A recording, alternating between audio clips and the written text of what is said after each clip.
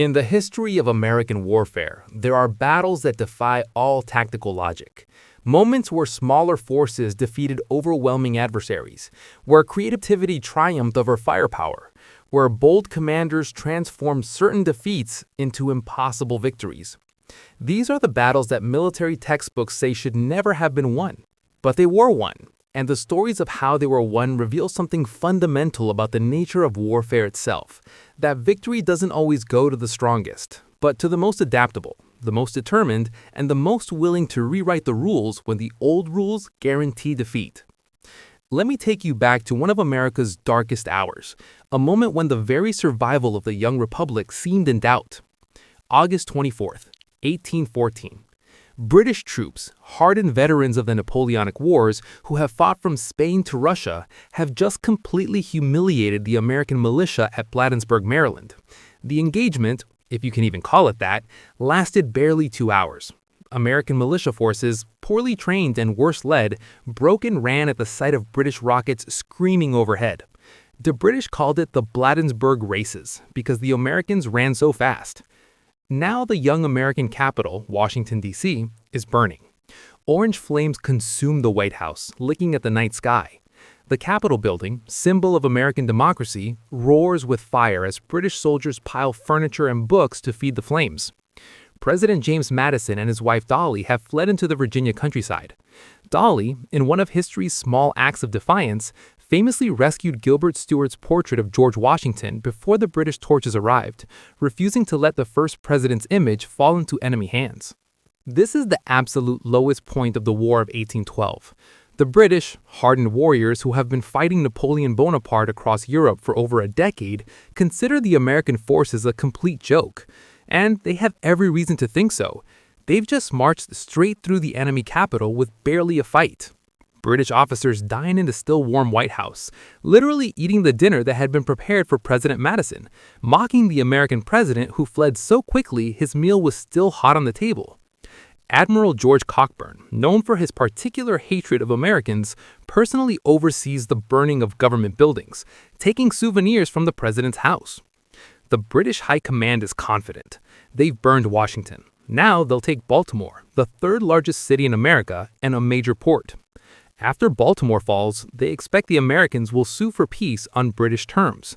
The United States, this upstart former colony that dared to declare independence, will be brought to heel. But 100 miles to the north, in Baltimore, something different is happening. Something the British aren't expecting. Something that will change the course of the war. Major George Armistead commands Fort McHenry, a star-shaped brick fortress guarding the entrance to Baltimore's harbor. He's a professional soldier, 41 years old, a veteran of previous conflicts. He knows the British are coming. Everyone knows they're coming. He knows the Royal Navy is the most powerful maritime force the world has ever seen, the same Navy that defeated the combined French and Spanish fleet at Trafalgar. He knows he's outgunned, outmanned, and facing an enemy that just proven American defenses are paper thin. So he does something unusual, something that makes no sense to conventional military thinking of the era. He orders American ships to be sunk. His own ships, merchant vessels, small naval craft, anything that can block the channel. He deliberately sabotages the navigation channel approaching the fort, creating an obstacle course of sunken hulls and masts that will force British warships to stay farther out than their ideal bombardment range. It's a calculated gamble. If the British can navigate through the obstacles, they'll be even angrier, and Fort McHenry will face the full fury of the Royal Navy at point-blank range. But if they can't, if the sunken ships force them to anchor at longer range, their mighty guns will be just slightly less effective. In a battle where he's already outnumbered and outgunned, Armistead is gambling that every yard of extra distance might make the difference between survival and annihilation. He makes other preparations too. He orders his men to build up ammunition stocks, stockpiling every cannonball and powder charge they can manufacture or scrounge. He drills his gunners relentlessly. He inspects the fort's walls, ordering repairs to any weak spots. And he does one more thing, something that seems like pure vanity but will echo through history. He commissions a flag. Not just any flag, an enormous banner, 30 feet tall and 42 feet wide, one of the largest battle flags ever made. When his officers question the expense and effort, Armistead explains, I want the British to have no difficulty seeing it from a distance. When they attack, I want there to be no doubt that this fort is American and will remain American. September 13th, 1814. Dawn breaks over the Patsko River. The British fleet appears on the horizon like a dark forest of masts. 19 warships in total, their gun ports painted black, their decks swarming with sailors and marines. The ships of the line, massive 3-deck behemoths, bristled with dozens of cannons each. But it's the bomb ships that worry Armistead most. Volcano, Meteor, Devastation, and Etna. These specialized vessels carry massive mortars designed for one purpose: to rain explosive shells down on fortifications from a distance, lobbing 200-pound bombs high into the air to fall almost vertically on their targets. The British commander, Vice Admiral Alexander Cockburn, surveys Fort McHenry through his telescope. He sees the enormous American flag flying defiantly above the fort. He sees the brick walls, the gun emplacements, the defenders moving on the ramparts. He also sees the sunken ships in the channel. The obstacles force his fleet to anchor at about 2 miles, farther than he'd like, but still well within bombardment range. Cockburn gives the order. The bombardment begins at 6 in the morning. The first explosion shakes the ground inside the fort, then another, and another. For the next 25 hours, the British launch between 1,500 and 1,800 projectiles at Fort McHenry. The mortar bombs arc through the sky, trailing smoke and sparks before exploding. Each bomb weighs over 200 pounds and contains a time-fused charge designed to detonate above the target, showering the area with deadly metal fragments. Congreve rockets, the cutting-edge weapons of the age, scream through the air like demons, leaving trails of fire and smoke before exploding in bursts of flame and metal. Inside Fort McHenry, Major Armistead has just 1,000 defenders, a mix of regular army soldiers, militia, and local volunteers. Brick walls against the firepower of the world's greatest navy. The men crouch behind ramparts as explosions shake the earth. Shrapnel winds overhead, embedding itself in wooden gun carriages and brick walls. Stone chips fly from direct hits, cutting men's faces and hands. The air fills with smoke so thick that men can barely see their hands in front of their faces. The smell of sulfur and burnt powder is overwhelming. One private, his first combat, vomits from fear and the smell. A sergeant, a veteran of previous campaigns, puts a hand on his shoulder. "Keep your head down, boy. Those British gunners aren't as good as they think. If they were, we'd already be dead." The fort's guns return fire, but the range is extreme. Some British ships are beyond effective reach of Fort McHenry's cannons. It's frustrating for the American gunners, who can see the enemy fleets but can't effectively engage it. They fire anyway, more to maintain morale than with any real hope of hitting the distant targets. The British commanders watch through telescopes, waiting for the inevitable white flag of surrender. They've seen this scenario play out 100 times in 100 different sieges. No fort can withstand such concentrated firepower indefinitely. It's only a matter of time before the defenders break, before their ammunition runs out, before their nerve fails. It's mathematics, pure and simple. Superior firepower plus time equals victory. But the surrender doesn't come. As hours stretch into afternoon and then into night, the bombardment continues. The rhythm of explosions becomes almost hypnotic. Boom, crash, boom, crash. The explosions light up the night sky like a terrible fireworks display. Inside the fort, exhausted men work in shifts, some manning guns, others hauling ammunition, others tending to the wounded. A few men are killed by direct hits, more are wounded by flying debris, but the fort doesn't break. The enormous flag that Armistead commissioned, the one he wanted the British to see clearly, takes multiple hits. Shrapnel tears holes in the fabric. One of the flagpole halyards is severed, but the garrison immediately replaces it. The flag keeps flying. As night falls, the British commanders try something different. They attempt a combined land and sea assault. Colonel Arthur Brooke leads ground forces, about 4,000 men, to attack Baltimore from the land side, while the Navy maintains its bombardment of the fort.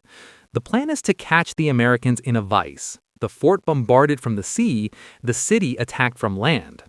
But the attack fails. The American militia and regulars, learning from the disaster at Bladensburg, have had time to dig in and prepare. They've chosen their ground well, establishing defensive positions along the approaches to Baltimore. When the British attack in the pre-dawn darkness of September 14th, they run into withering fire. The Battle of North Point rages for hours. British forces, expecting another easy victory like Bladensburg, instead face determined resistance. Colonel Brooke himself is nearly killed. The British take casualties and fall back to reconsider. Meanwhile, the Navy tries another tactic. Small boats, packed with Marines and carrying explosives, attempt to infiltrate past the fort's guns under cover of darkness and the smoke from the bombardment. If they can slip past, they can attack Baltimore's harbor directly, burning the American ships and spreading chaos in the city. American sentries spot them. The alarm sounds. Fort McHenry's guns roar, even though the gunners can barely see their targets in the darkness. Other American batteries join in. The water around the boats erupts with cannon shot and musket fire. Some boats are hit directly and sink. Others turn back, unwilling to continue through the gauntlet of fire. The infiltration fails. Through the long night, the bombardment continues relentlessly. Each explosion illuminates the darkness. The thunder of cannons and mortars is so loud that people 20 miles away report hearing the battle. On board a British ship, an unusual observer watches the bombardment. Francis Scott Key, an American lawyer and amateur poet, had been detained on the British flagship HMS Tonnant during a prisoner exchange negotiation. The British, not wanting to release him before the attack on Baltimore, keep him aboard as an involuntary witness to what they expect will be an easy British victory. Key can see the silhouettes of the bombs arcing overhead, trailing sparks like falling stars. He can hear the thunderous explosions echoing across the water. He can smell the sulfur and smoke drifting on the wind. He watches with a mixture of dread and desperate hope. He knows his friends and neighbors are inside that fort. He knows if the fort falls, Baltimore will likely fall too, and the British will have won the war. But he can't see if the fort still stands. The darkness and smoke are too thick. All he can do is wait and pray and watch the terrible beauty of the bombardment lighting up the night sky. As dawn approaches on September 14th, the bombardment begins to slacken. The British are running low on ammunition. The bomb ships have expended most of their shells. The crews are exhausted. But more importantly, Vice Admiral Cochrane is beginning to realize that Fort McHenry isn't going to surrender. The fort has endured 25 hours of the most intense naval bombardment yet seen in the Western Hemisphere, and it's still fighting. Francis Scott Key, standing on the deck of the British ship in the gray pre-dawn light, strains his eyes towards Fort McHenry. Through the clearing smoke and morning mist, through the haze of gunpowder and the pale light of dawn, he sees something that makes his heart leap. The American flag is still flying over Fort McHenry. Not just any flag, that enormous banner, 30 feet by 42 feet, specially commissioned by Major Armstead, specifically so that the British would have no difficulty seeing it from a distance. Even battered by a night of bombardment, even torn by shrapnel, even darkened by smoke, it still waves defiantly in the morning breeze. The morning light catches the red and white stripes, the blue field of stars. It's the most beautiful thing Key has ever seen. Overcome with emotion, with relief, and with a surge of patriotic feeling he's never experienced before, Key pulls a letter from his pocket and begins writing on the back, his hands shaking. Oh, say can you see by the dawn's early light what we so proudly hailed at the twilight's last gleaming, whose broad stripes and bright stars through the perilous fight o'er the ramparts we watched were so gallantly streaming. The British fleet withdraws. Vice Admiral Cochrane, a veteran of dozens of naval engagements, knows when he's beaten. The fort didn't surrender. The land attack failed. And now, with ammunition running low and the Americans still defiant, continuing the bombardment would be pointless. The fleet set sail, leaving Baltimore untouched. When the British ships disappear over the horizon, the defenders of Fort McHenry erupt in cheers. They've done it. Against the world's most powerful navy, against 25 hours of the most intense bombardment they could imagine, they've held. Baltimore is safe. The nation is safe. The psychological impact reverberates across America. From one of the war's worst humiliations, the burning of Washington just weeks earlier, the United States has extracted a defensive victory that changes the war's entire momentum. Francis Scott Key's poem, set to a popular British drinking song, becomes the Star-Spangled Banner, eventually America's national anthem. And Major George Armistead's unusual tactic, sabotaging your own waters to force the enemy into a less advantageous position, combined with stubborn, unyielding resistance, has defeated the world's greatest navy. The British, who came expecting another easy victory like Washington, leave with a new respect for American determination. At the peace negotiations in Ghent, the British significantly moderate their demands. The war ends in essentially a draw, which is itself an American victory. The young republic has survived a second war with Britain and proven it won't be easily pushed around.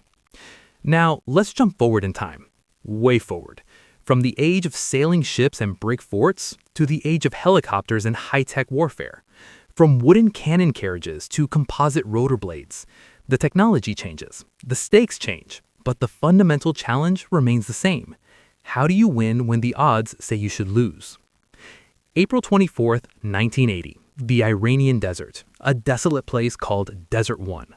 The sun has set and the temperature is dropping rapidly.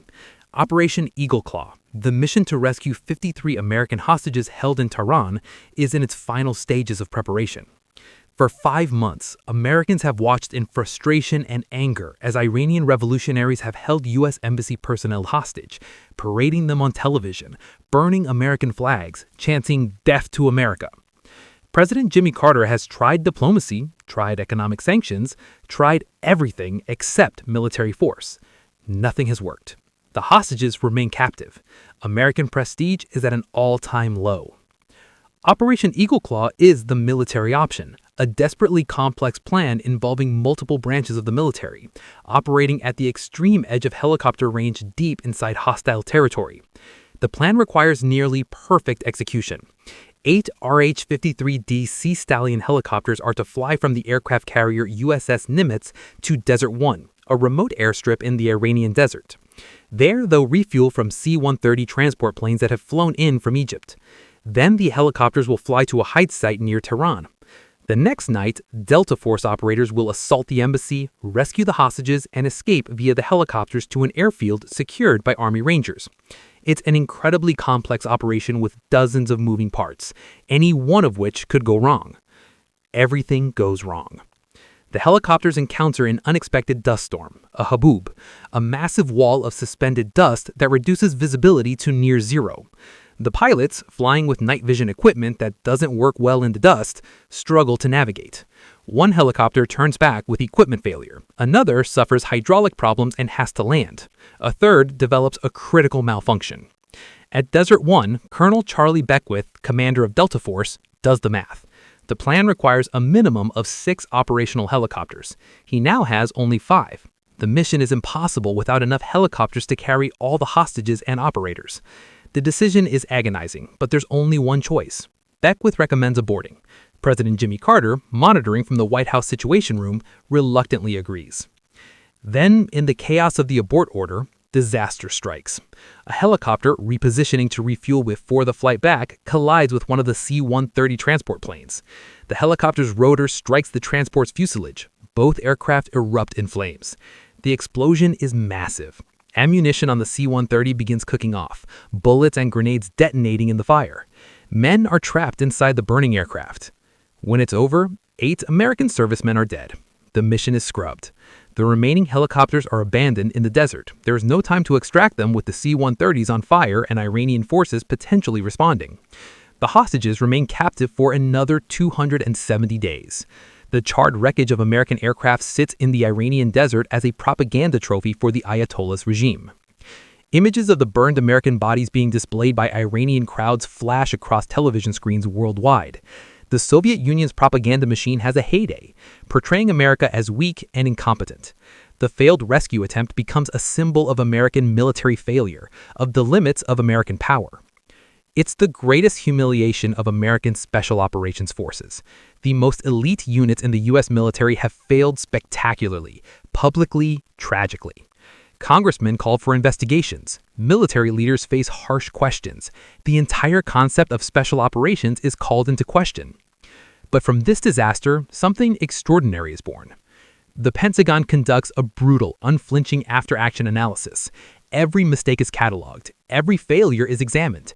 Every decision is second-guessed. They bring in outside experts. They interview everyone involved. They recreate the operation in painstaking detail, looking for lessons. And they realize the fundamental problem.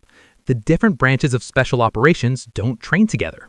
Army Delta Force, Navy SEALs, Air Force Special Operations, Marine Reconnaissance, they're all elite units, all highly trained, all professional, but they don't speak the same tactical language. They don't train together. They don't have integrated command and control. They're like 5 different orchestras trying to play the same symphony without a conductor. So they create something new, the Joint Special Operations Command, JSOC. For the first time, all special operations units will train together. They'll develop common tactics, techniques, and procedures. They'll create integrated command structures. They'll speak the same language, literally and figuratively. Delta Force operators will train with Navy SEALs. Army Rangers will train with Air Force combat controllers. They'll learn each other's capabilities and limitations. They'll become a unified force. The training is relentless. They practice helicopter assaults until they can do them in their sleep. They practice live-fire room clearing until the movements become instinctive. They practice in deserts, in jungles, in cities, in every environment they might face. They develop new equipment, better night vision, better communications, better weapons. They study every hostage rescue operation in history, learning from successes and failures. But training isn't the same as combat. They need a chance at redemption. They need to prove that the lessons learned in that Iranian desert weren't in vain. They need to show that American special operations can succeed. They get their chance in Grenada in 1983, then in Panama in 1989. The operations aren't perfect. There are still coordination problems, still equipment failures, but they're better. JSOC is learning, evolving, improving. Then comes Somalia. October 3, 1993. Mogadishu, capital of Somalia. The city is a war zone, controlled by various warlord factions fighting for power amid a humanitarian catastrophe. The United Nations is trying to deliver food aid to prevent mass starvation, but warlords are stealing the food and killing peacekeepers. The worst offender is Mohamed Farrah Aidid, a clan leader whose forces have killed dozens of Pakistani UN peacekeepers in an ambush. The United States has sent a special operations task force to capture Aidid and his lieutenants. It's a mission that seems straightforward on paper. Grab the bad guys, get out. Estimated mission duration, 30 minutes. The task force is formidable. Army Rangers, Delta Force operators, Air Force combat controllers, Navy SEALs. They have helicopter gunships, transport helicopters, ground convoy vehicles. They've conducted several successful raids already. They're confident, perhaps too confident. Intelligence indicates that several of Aidid's top lieutenants are meeting in a building near the Bakara market, the heart of Aidid's territory in Mogadishu. The plan is simple. Delta operators will fast rope from helicopters onto the building and capture the targets. Rangers will establish a perimeter around the building. Everyone will load into a ground convoy and drive back to base. In and out, 30 minutes. The mission launches in mid-afternoon. Helicopters thunder over Mogadishu. The local population knows what the helicopters mean. Americans are coming. Word spreads through the Bakara market like wildfire. Delta operators fast rope onto the target building. They storm inside, weapons raised, shouting commands. The Somalis inside are caught completely off guard. Within minutes, Delta has captured 24 prisoners, including several high-value targets. The raid part of the mission is a complete success. But then, everything goes wrong. A Somali militiaman standing on a rooftop shoulders an RPG-7 rocket-propelled grenade launcher. He tracks one of the circling Black Hawk helicopters, leads it slightly, and fires. The grenade streaks through the air and strikes the helicopter's tail rotor. The pilot, Super 6-1, struggles to control the damaged aircraft. He manages to auto-rotate down, crash landing in the streets a few blocks from the target building. The call goes out. "We got a Black Hawk going down. We got a Black Hawk going down." The mission changes instantly. The Rangers and Delta operators can't leave without the helicopter crew. They fight their way toward the crash site through increasingly hostile streets. Somali militiamen appear from everywhere, drawn by the sound of the crash and the opportunity to kill Americans. Then another RPG streaks through the air. Another Black Hawk is hit. Super 6-4 crashes several blocks away from the first crash site. Now, the American forces are scattered across hostile territory, taking fire from all directions, with 2 downed helicopters to secure. Against them, thousands of Somali militiamen. The odds are maybe 100 to 1, possibly worse. The militiamen aren't professional soldiers, but they're armed with AK-47s, RPGs, and an intimate knowledge of their home streets. And they're angry. Weeks of American raids have made them eager for revenge. The battle that follows lasts 18 hours. It becomes the longest sustained firefight involving American troops since the Vietnam War. At the first crash site, Rangers and Delta operators establish a perimeter around the downed helicopter.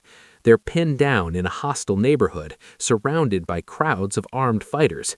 Somalis attack in waves, firing from windows, from rooftops, from behind corners. The Americans return fire, their training taking over. Aimed shots, fire discipline, mutual support. Ammunition begins to run low. Rangers start rationing their magazines, taking careful shots instead of suppressive fire. Delta snipers on nearby roofs pick off RPG gunners and leaders, trying to break up coordinated attacks. At the second crash site, the situation is worse. The helicopter is in an extremely hostile area, deep in enemy territory. The crew is dead or critically wounded. A handful of Delta operators and Air Force pararescuemen reach the site and set up a desperate defense. They're completely surrounded, massively outnumbered, and running low on ammunition. Master Sergeant Gary Gordon and Sergeant First Class Randy Shugart, Delta snipers providing overwatch from a helicopter, make a decision that will earn them both posthumous Medals of Honor. They volunteer to be inserted at the second crash site, knowing they'll be vastly outnumbered, knowing it's almost certainly a one-way trip. They do it anyway, because Americans don't leave men behind.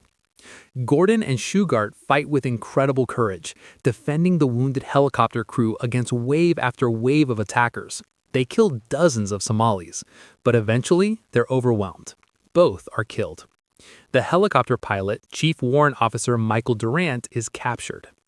At the first crash site and the target building, the surrounded Americans continue to fight. Hours pass, night falls. The Somalis keep attacking, sometimes in large groups, sometimes in small probing attacks. The Americans keep fighting, their perimeter shrinking as men are wounded, their ammunition dwindling. Wounded men keep fighting.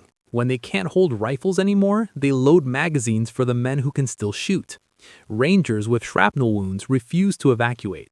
Delta operators with bullets in them keep commanding their positions. The phrase, "leave no man behind," isn't just a motto, it's an absolute principle.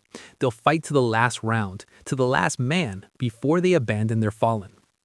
Back at the American base, a desperate rescue convoy is being organized, but Mogadishu streets are a maze, and the Somalis have set up ambushes and roadblocks. The first rescue attempts are turned back by heavy fire. Finally, a combined American, Malaysian, and Pakistani force fights its way through. Tanks from the Malaysian army smash through roadblocks. Pakistani APCs provide covering fire. American vehicles push forward through walls of bullets and RPGs. The rescue convoy reaches the surrounded Americans just after midnight. The extraction under fire is chaotic and violent. Men pile into vehicles. Wounded are stacked on top of each other. Dead are strapped to the outside of vehicles. There's no room inside, but they're not being left behind. The convoy fights its way back through the hostile streets. Somalis attack from every direction. RPGs impact vehicles. Machine gun fire rakes the convoy. But the Americans keep moving, keep fighting, keep pushing through. When they finally reach the Pakistani stadium that serves as the UN compound, they can count the cost. 18 Americans are dead, 73 are wounded, 1 is captured. The Somali casualties are estimated between 1,000 and 1,500 killed, with many more wounded. Tactically, it's an impressive feat of arms. A small force, surrounded and outnumbered, held out for 18 hours and inflicted devastating casualties on the enemy. Strategically, it's a disaster. The images of dead Americans being dragged through Mogadishu streets broadcast worldwide shock the American public. Political will for the Somalia mission evaporates. President Clinton announces American withdrawal. But again, the military learns. JSOC studies the Battle of Mogadishu intensely. What worked? What didn't? How can they do better next time? They improved their equipment, better armor, better communications, better weapons. They refined their tactics, better integration with armored vehicles, better casualty evacuation procedures, better intelligence. They developed new technologies, drones for overhead surveillance, better night vision, improved body armor. The lessons from Somalia combined with the lessons from Desert One create an evolution in special operations warfare. JSOC becomes more capable, more lethal, more professional with each operation. They prove it in Afghanistan and Iraq, conducting thousands of missions. But the ultimate test, the ultimate redemption, comes on a May night in Pakistan. May 2nd, 2011. Abbottabad, Pakistan, a quiet city north of Islamabad, home to a Pakistani military academy. In a compound surrounded by high walls, protected by Pakistani security services, lives the most wanted man in the world, Osama bin Laden, mastermind of the September 11th attacks. The CIA has been tracking bin Laden for years. Now they believe they found him, but they're not certain. The compound looks right. High walls, security measures, a family matching bin Laden's profile, but there's no definitive proof. President Obama faces a difficult decision. Launch a raid into Pakistan, a nominally allied country, without their knowledge or permission on the possibility that bin Laden is there. If bin Laden isn't there, it will be a massive diplomatic disaster. If the raid goes wrong, it could be Desert One all over again. Obama gives the order. JSOC begins planning. The mission goes to DevGru, the Naval Special Operations Development Group, commonly known as SEAL Team 6. These are the best of the best, operators who have conducted hundreds of missions in Iraq and Afghanistan. They've trained for every contingency. Everything JSOC learned from the Iranian desert in 1980, everything they learned from the streets of Mogadishu in 1993, goes into this mission planning. 2 specially modified Black Hawk helicopters are prepared. They've been redesigned to be nearly silent, to evade Pakistani radar, to carry a heavy load of operators and equipment. The mission profile is incredibly complex. Fly low across Pakistan to avoid radar, assault the compound, clear multiple buildings, secure or kill bin Laden, gather intelligence, and escape before Pakistani forces respond. The practice on a full-scale replica of the compound built at a secret location. They rehearse until every operator knows exactly where to go, exactly what to do. They study satellite imagery until they can navigate the compound in their sleep. May 1st, 2011. As the sun sets, the helicopters take off from Afghanistan. They fly low across Pakistan, their modified rotors whisper quiet, their electronic warfare systems defeating radar. In the White House Situation Room, President Obama and his national security team watch via satellite feed and drone footage. The tension is unbearable. The helicopters approach the compound. This is the moment of greatest danger, the insertion. If Pakistani air defenses detect them, the mission fails. If bin Laden's guards are alerted, the element of surprise is lost. Then, as the first helicopter begins to hover over the compound, preparing to fast rope operators onto the roof, something goes wrong. The compound is surrounded by high walls that create unusual aerodynamics. The helicopter loses lift. It begins to fall. For a split second, everyone watching thinks Desert One, another disaster, another humiliation, another helicopter crash in a foreign desert. But this isn't 1980. This crew has trained for this. The pilot expertly crashes the helicopter, setting it down hard but controlled inside the compound. The tail hangs over the wall, the rotor blades are damaged, but no one is seriously injured. The SEALs immediately adapt. They blow through doors and walls they weren't planning to use. They adjust their entry routes on the fly. Years of training kick in. The plan is out the window, but the mission continues. They clear the compound building by building, room by room.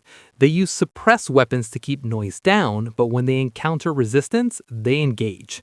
One of bin Laden's couriers opens fire and is killed. A woman rushes toward the SEALs and is shot in the leg. They can't take chances on suicide bombers. The SEALs climb the stairs to the third floor. Bin Laden appears in the doorway. Two SEALs fire. Osama bin Laden, the architect of September 11th, the man who killed nearly 3,000 Americans, is dead. But the mission isn't over. The SEALs gather intelligence, hard drives, documents, everything they can carry. They take photographs. They collect DNA samples to confirm bin Laden's identity. They load his body onto the remaining helicopter. Then they blow up the damaged helicopter. It's filled with classified technology that can't fall into Pakistani hands. Explosives reduce it to scrap metal. 40 minutes after the insertion, the SEALs lift off in the remaining helicopter, overloaded with operators, a body, and intelligence materials. They fly back across Pakistan, still undetected by air defenses. They land in Afghanistan. Mission complete.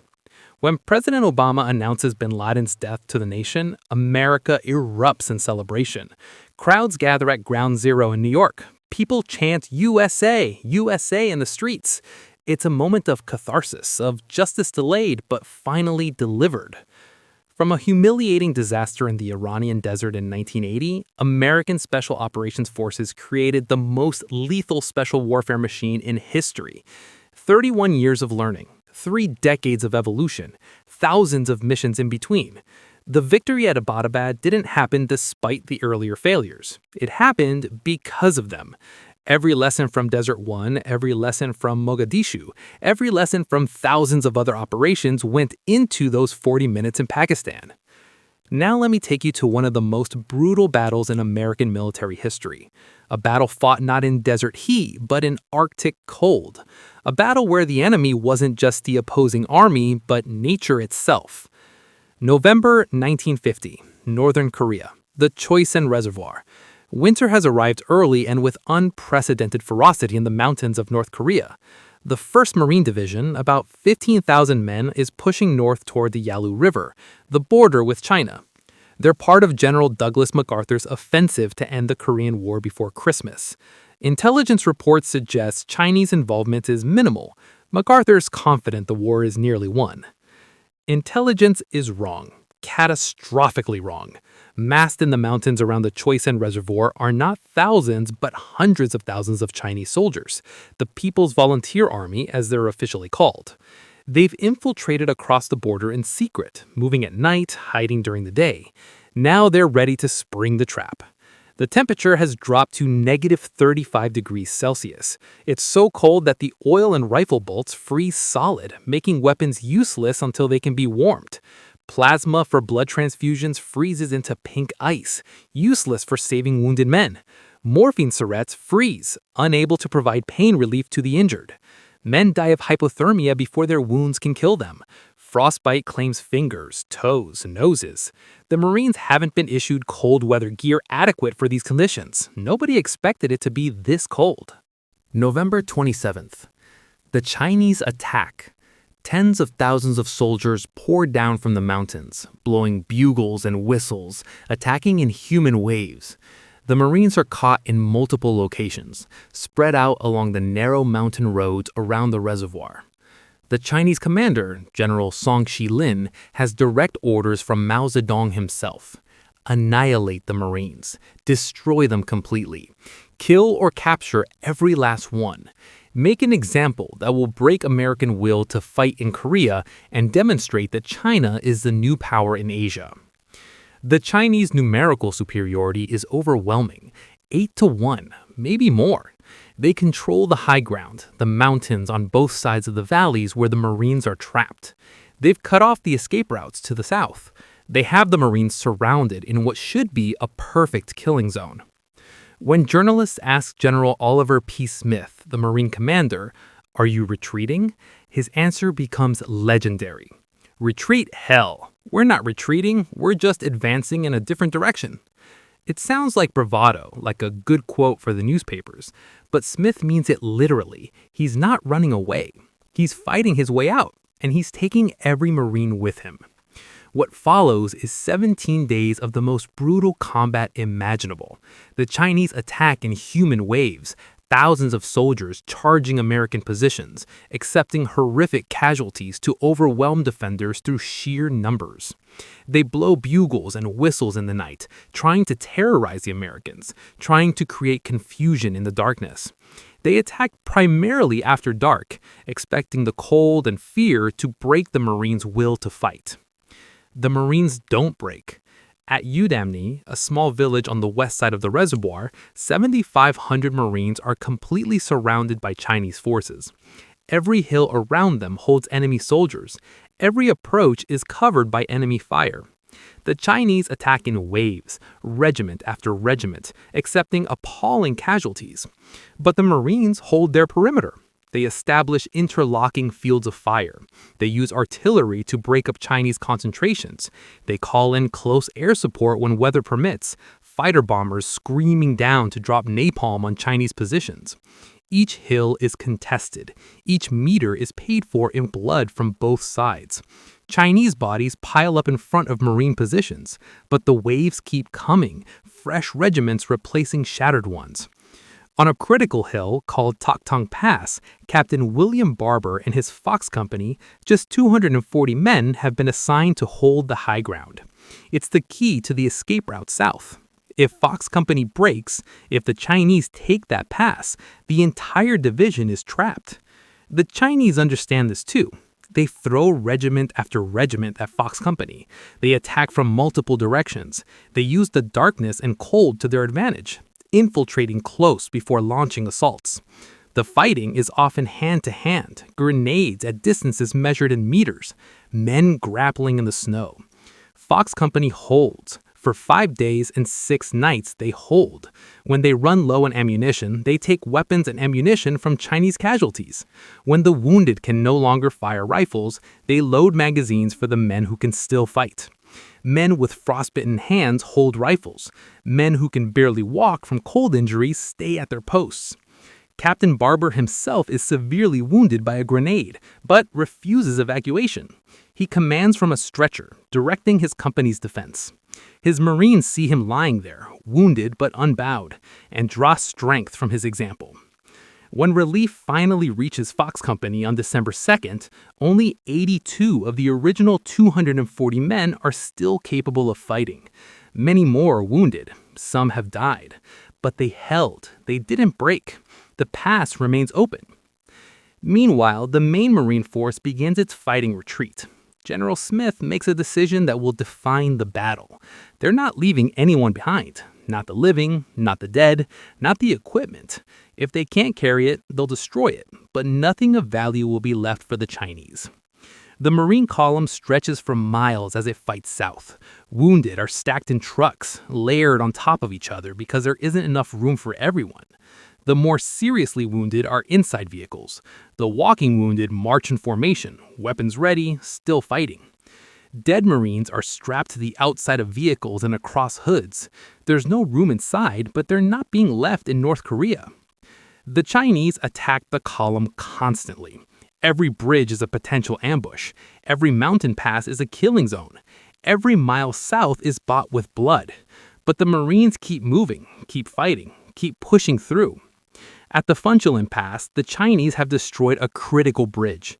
Without it, the entire column, vehicles, wounded, all 15,000 Marines, is trapped. The gorge is too steep to bypass. There's no other route. Army engineers devise a desperate plan. They'll drop bridge sections from the sky using parachutes and assemble them on site under fire.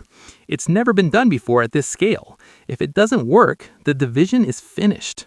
On December 7th, in a snowstorm, with Chinese forces probing the perimeter and taking pot shots at anything that moves, C-119 transport planes lumber overhead.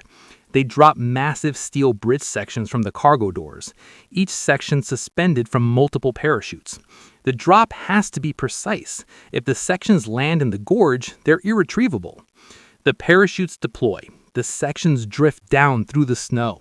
They land near the gap, close enough to be moved into position. Engineers exposed on the mountainside work in the brutal cold to assemble the sections. Their hands freeze to the metal. Chinese snipers fire at them. Marines provide covering fire, burning through precious ammunition to keep Chinese soldiers at bay. The bridge is completed. It's not beautiful, but it's functional. Vehicles tested carefully. It holds. The column crosses. Thousands of Marines, hundreds of vehicles traverse a bridge dropped from the sky and assembled under fire. The fighting continues. The cold continues. Men keep dying from wounds, from cold, from exhaustion. But the column keeps moving south. December 17th, 13 days after beginning the breakout, the Marines reached the port of Hungnam on the coast. They fought their way through 78 miles of frozen hell. The statistics tell one story. American casualties around 6,000, including many from frostbite. Chinese casualties estimated between 40 and 80,000, more than half of the attacking force. But here's what makes this unusual, what makes this one of history's great fighting retreats. Technically, the Marines were retreating. They gave up ground. They fell back. By conventional military logic, they lost. But they inflicted such devastating casualties on the Chinese that the People's Volunteer Army was unable to conduct offensive operations for months. The Chinese 9th Army Group, which had been ordered to annihilate the Marines, was itself effectively destroyed as a fighting force. Of the 12 divisions that attacked at Chosin, most were reduced to ineffective remnants. Some divisions suffered 75% casualties. General Smith didn't just evacuate his men. In one of the war's most remarkable humanitarian efforts, he also evacuated 98,000 North Korean refugees, civilian men, women, and children fleeing the advancing Chinese army. The Marines loaded them onto ships at Hungnam, saving them from almost certain death or persecution. Smith refused to leave usable equipment behind. Everything that couldn't be carried was destroyed. Artillery pieces were blown up. Vehicles were disabled. The Marines left nothing useful for the enemy. When they departed Hungnam, the port's facilities were demolished to deny them to the Chinese. The Chinese had predicted annihilation. Instead, they faced one of the most superbly executed fighting withdrawals in military history. A Chinese commander wrote afterward, in a statement that captures the battle's unique character, "They made it look like we were retreating, not them." Chosin Reservoir proved that numerical superiority means little when facing superior discipline, exceptional leadership, and absolute refusal to accept defeat. It proved that retreat doesn't always mean loss. Sometimes the army that gives ground while destroying the enemy wins the strategic victory. Now, let me tell you about a very different kind of military operation, one where the weapon was a chainsaw, where overwhelming force was deployed not to fight a battle, but to send a message that would prevent a war. August 18, 1976, the demilitarized zone between North and South Korea. 23 years after the armistice that ended major combat in the Korean War, the DMZ remains one of the most dangerous borders in the world. The joint security area at Panmunjom, where the two Koreas maintain a wary peace, is a place of constant tension, small provocations, and barely suppressed hostility. A poplar tree, about 100 feet tall, is blocking the line of sight between two United Nations observation posts. It's a security issue. UN personnel need to be able to see each other's positions. The tree needs to be trimmed. It's routine maintenance in a place where nothing is truly routine. Captain Arthur Boniface, a 39-year-old officer, leads a work detail of American and South Korean personnel to trim the tree. They bring axes, saws, and other equipment. It's the third time they've trimmed this particular tree. It should be unremarkable. North Korean guards appear, led by Lieutenant Pak Chol. They order the Americans to stop. The Americans continue. This is United Nations territory. They have every right to trim the tree. It's been done before without incident. Lieutenant Pak insists they stop. Captain Boniface tries to reason with him, explaining this is routine maintenance. The argument escalates. More North Korean guards arrive. The situation becomes tense, but it's not the first tense moment in the JSA. There have been hundreds of similar confrontations over the years. Then, without warning, Lieutenant Pak signals his guards. They attack. What happens next shocks the world. The North Korean guards attack with axes, clubs, and martial arts techniques. They beat Captain Boniface and Lieutenant Mark Barrett with savage brutality. They use the Americans' own axes against them. They continue beating even after the victims are down, even after they're clearly dead. They injure other members of the work detail with extreme violence. South Korean guards try to intervene but are blocked by North Korean soldiers. The attack lasts several minutes of pure, calculated brutality. When it's over, 2 American officers are dead, murdered with axes in what should have been a routine tree trimming operation. North Korea publicly celebrates the murders. They call it a glorious victory over American imperialism. Kim Il-sung himself praises the guards who killed the American officers, awarding them medals. North Korean propaganda portrays it as righteous resistance against American aggression. The reaction in the United States is explosive. The American public is outraged. Members of Congress call for retaliation. The Pentagon presents President Gerald Ford with military options ranging from limited strikes to full-scale invasion of North Korea. President Ford and his advisors face a terrible dilemma. If they do nothing, they appear weak. They've just lost 2 officers to an unprovoked attack, and the killers are being celebrated as heroes. American credibility is on the line. But if they retaliate militarily, they risk reigniting the Korean War. North Korea has a 1 million-man army, extensive fortifications, and thousands of artillery pieces aimed at Seoul. China backs North Korea. The Soviet Union backs North Korea. A military response could spiral into World War III. Ford chooses a third option, a demonstration of force so overwhelming that it sends an unmistakable message without firing a shot. Operation Paul Bunyan, named after the legendary American lumberjack. The mission: cut down the tree. Not trim it, not prune it, cut it down completely. But do it with such an overwhelming show of force that North Korea understands the consequences of further aggression. August 21st, 1976, 7 a.m. A team of American and South Korean engineers approach the tree. They're armed with chainsaws, but they don't come alone. Accompanying the work detail, 2 platoons of infantry with heavy weapons, locked and loaded, safeties off. A company of South Korean Special Forces, the Republic of Korea's most elite soldiers, heavily armed and ready for combat. Many wear Taekwondo headbands, a deliberate provocation given the martial arts nature of the previous attack. 64 military vehicles, including armored personnel carriers and tanks, engines running, gunners at their stations. Cobra attack helicopters hovering overhead at various altitudes, door gunners manning M60 machine guns, pilots with fingers on weapons release buttons. B-52 Stratus Fortress strategic bombers flying along the border, the same type of aircraft that carpet-bombed North Vietnam, each capable of carrying tens of thousands of pounds of bombs.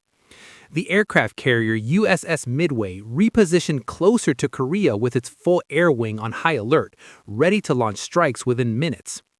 F-4 Phantom and F-111 fighters on combat air patrol, armed with bombs and missiles, flying patterns that bring them right to the edge of North Korean airspace. At U.S. bases in South Korea, nuclear-capable artillery is quietly readied. A discreet nuclear alert is activated. Strategic bombers at Guam are prepared for possible nuclear strike missions. All of this, hundreds of aircraft, thousands of troops, naval power, nuclear capability, to cut down a tree. The total U.S. and South Korean forces involved are on alert, over 800 men directly participating, plus thousands more on standby, plus massive air and naval power. The North Korean guards appear. They see the overwhelming force arrayed before them, the helicopters, the jets screaming overhead, the tanks, the bombers in the distance. A North Korean officer arrives with 150 to 200 soldiers. They take positions, weapons ready. For a moment, the tension is absolute. One wrong move, one accidental discharge, one nervous soldier pulling a trigger, and World War III could begin right here over a poplar tree. Millions of lives hang in the balance. The American engineers start their chainsaws. The sound echoes across the joint security area. They begin cutting. The North Koreans watch. They shout protests, they aim weapons, but they don't fire. They're outnumbered, outgunned, and facing a force that clearly means business.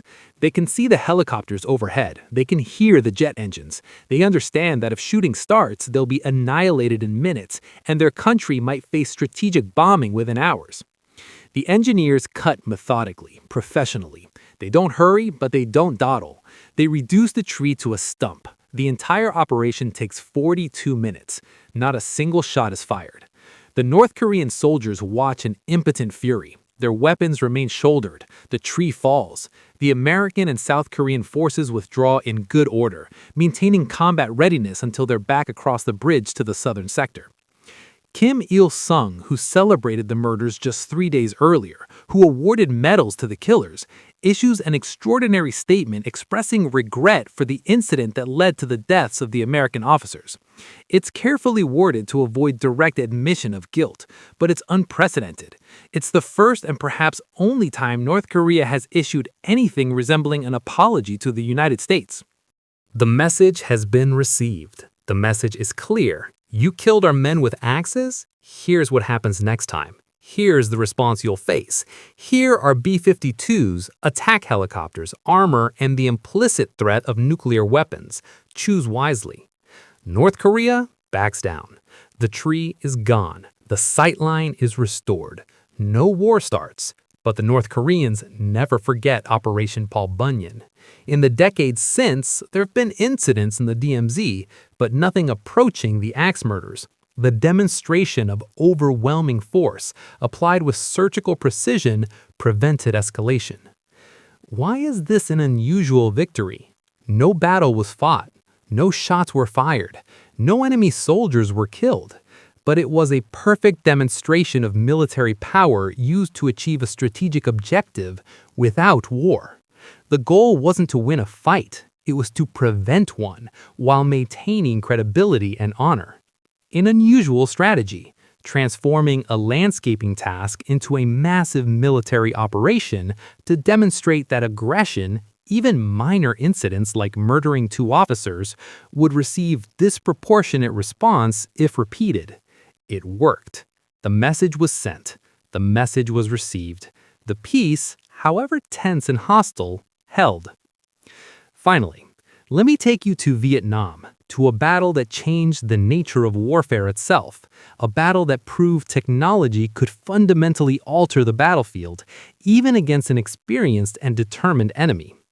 November 1965, the Ia Drang Valley, Central Highlands of Vietnam. The war is still young from an American perspective. Major U.S. combat units have only been in Vietnam for a few months. The North Vietnamese army is confident. They've studied the French disaster at Dien Bien Phu. They know the jungle. They know the terrain. They have superior numbers. They've been fighting in these mountains for years, first against the French, then against the South Vietnamese. Then something new appears.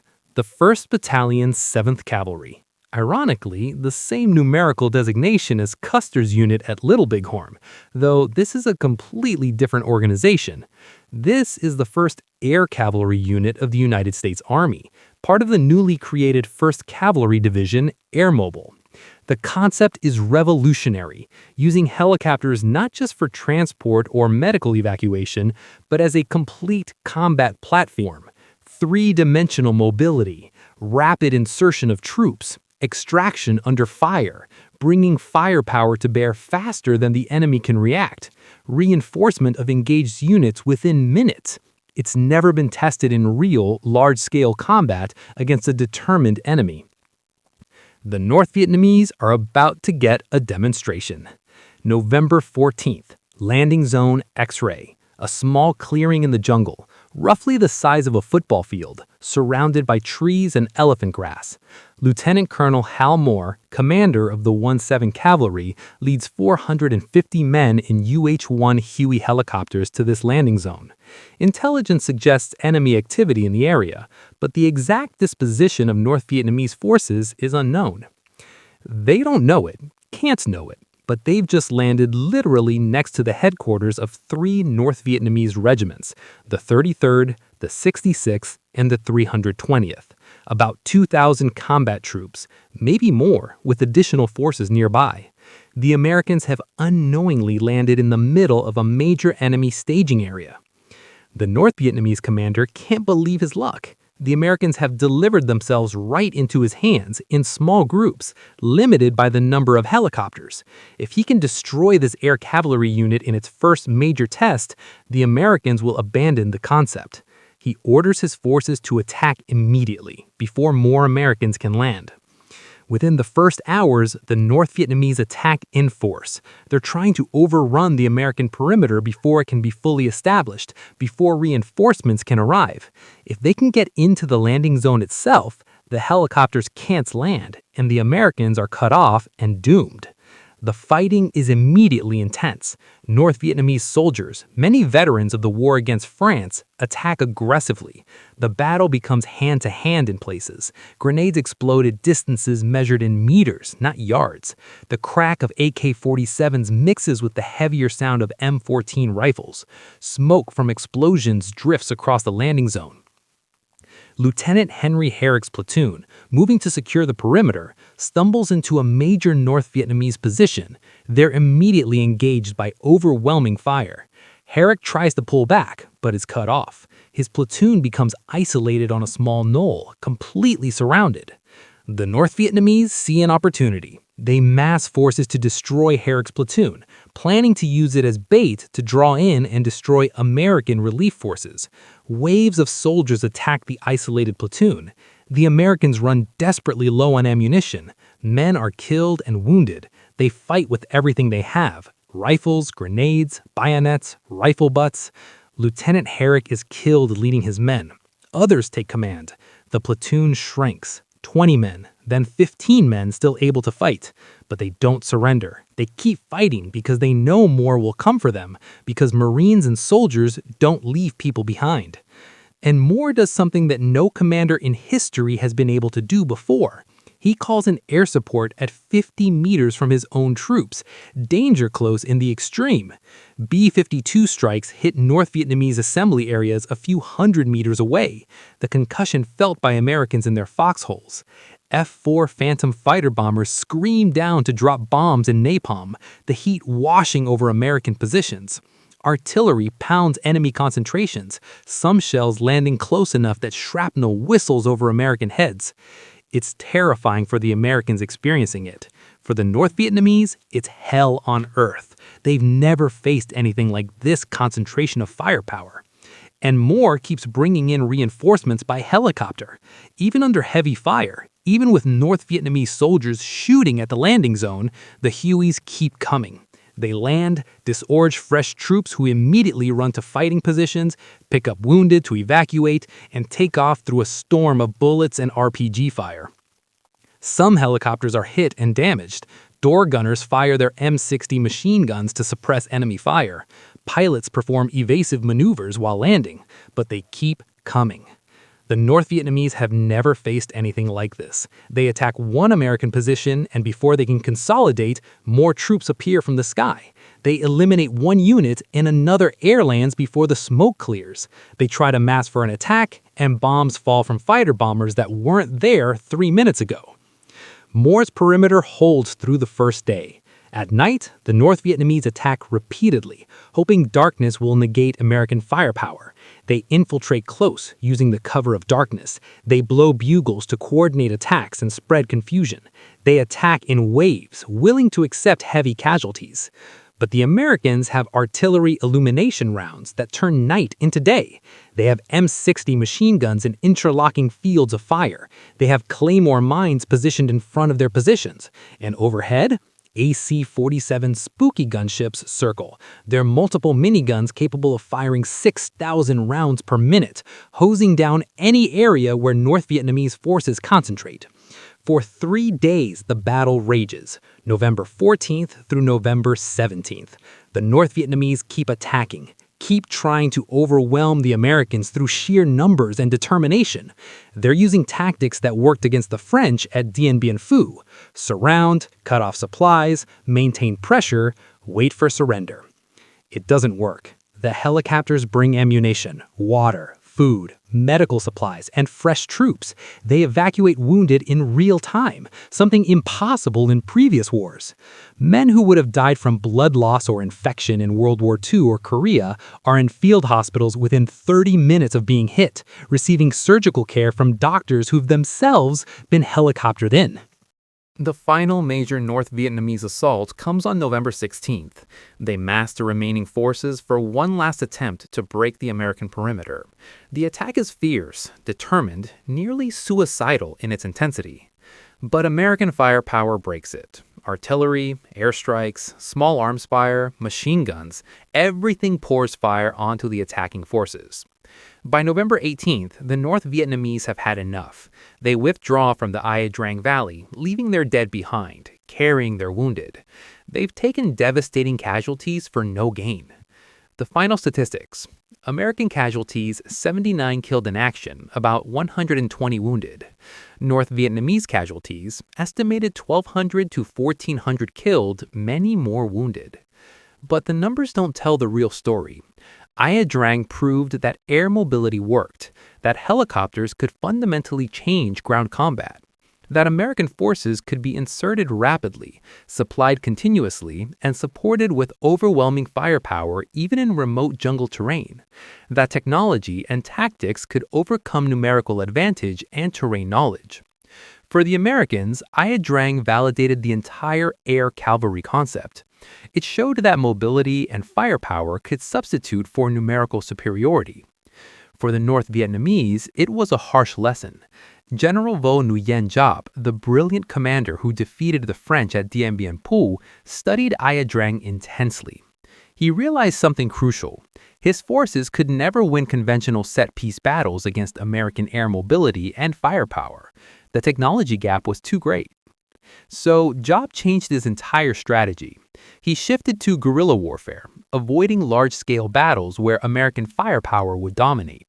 He focused on ambushes, hit-and-run attacks, political warfare, and eroding American will rather than defeating American forces in battle.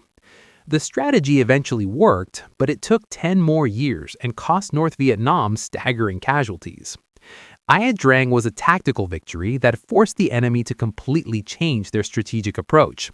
That's victory at the deepest level, not just winning a battle, but making the enemy abandon their entire way of fighting because they realize they can't win using it.